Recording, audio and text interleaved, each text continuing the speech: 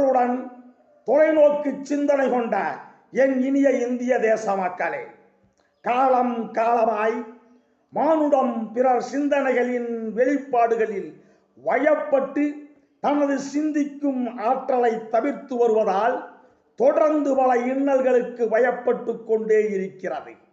சிந்திக்க தெரிந்தவன் உன்னை ஒருபோதும் சுலபமாக சிந்திக்க விட மாட்டான். காரணம், நீ சிந்திக்க ஆரம்பித்து விட்டால் அவன் முச்சந்திக்கு வந்து விடுவான் என்பதற்காகத்தான். நீ சிந்திக்க ஆரம்பித்து விட்டால் அவன் முச்சந்திக்கு வந்து விடுவான் என்பதற்காகத்தான். அறிந்து கொள்ள முடியாத ஒன்றை அறிந்து கொள்ள நீ அலையாதே. அறிந்து கொள்ள முடியாத ஒன்றை அறிந்து கொள்ள நீ அலையாதே. வாழ்க்கை பயணத்திற்கு தேவையில்லாத எந்த ஆற்றல் பற்றிய கருத்து பரிமாற்றங்களும் தேவையற்றது. உனக்கு தெரிந்ததையே முழுமையாக செயலாற்றினால் வாழ்க்கையின் அடுத்த பரிணாமத்திற்கான திறவுகோல் உன் கையில் இருக்கும். வியப்புக்களையும் ஆச்சரியங்களையும் சாதாரணமாகவே கடந்து செல்வாய். அது ஒருபோதும் உன்னை வயப்படுத்தாது. தடைகள் இன்றி கடந்து சென்று கொண்டே இருக்கலாம். முழு பலத்துடன் முடிவு வரை அங்கே தவறுகள் சரிபார்க்கப்பட்டு கொண்டே இருக்கும். அனிச்சையாக சரியான தோற்றுவாய்கள் உதயமாகிக் கொண்டே இருக்கும். அது உனக்கான வெளிச்சம், உனக்கான காட்சி, உனக்கான அடையாளம். ஒருபோதும் வேறு ஒருவர் அதை கடைபிடிக்க முடியாது. ஒருபோதும் வேறு ஒருவர் அதை கடைபிடிக்க முடியாது. இதற்கான முதல் வினையாற்றல் உனது பலம் என்னவென்பதை நீ அறிந்து கொள்ள வேண்டும். இதற்கான முதல் வினையாற்றல் உனது பலம் என்னவென்பதை நீ அறிந்து கொள்ள வேண்டும். அறிந்து கொள்வாயானால் பலகீனம் உன்னிடம் இல்லாமல் போகும். இல்லாவிடில் உனது பலகீனமே அவ்வப்போது உன்னை விழுங்கிக் கொண்டே இருக்கும். இல்லாவிடில் உனது பலகீனமே அவ்வப்போது உன்னை விழுங்கி கொண்டே இருக்கும்.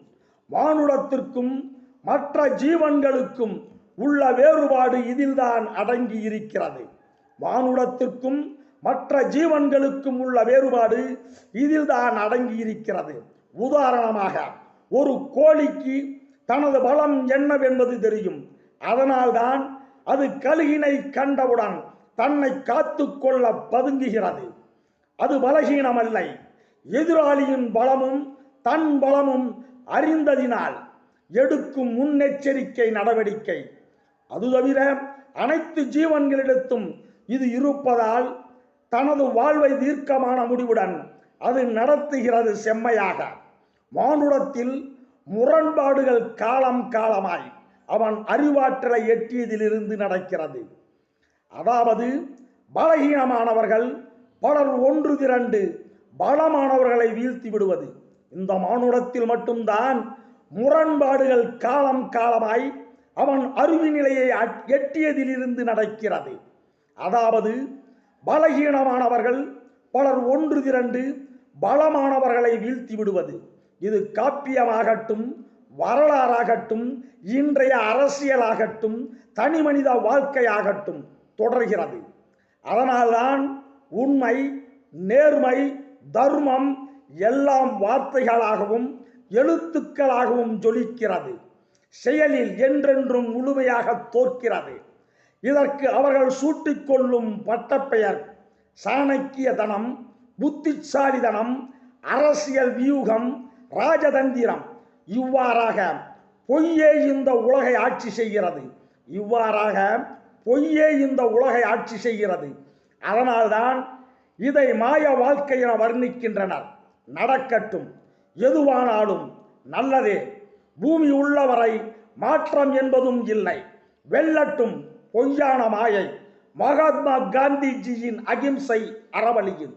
வாழ்க வையகம், வாழ்க வளமுடன். சிந்திக்கும் திறன் பெறும் வரை இந்த நிகழ்வுகள் நிகழ்ந்து கொண்டிருக்கும். வணக்கமுடன், கா. குமார ரகுபதி.